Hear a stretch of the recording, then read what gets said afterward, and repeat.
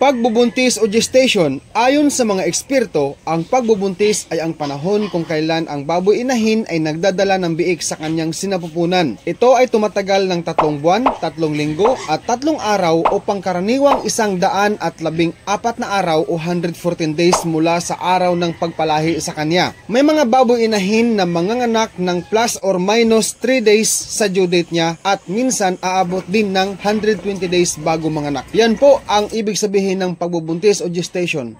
Shoutout po kina kabayang John Dominic Andico mula sa Home Care Bugasong Antique at sa lahat ng staff, Lorena Tamayo Vicencio from Riyadh, Nuroje Yumata Rinol at sa inyong lahat viewers. Shoutout po sa inyo. Ako po si Dodong Villaran ang nagpapasalamat sa inyong lahat for watching this video. Subscribe and hit the bell ring for more upload. Happy farming. God bless us all and peace out everyone.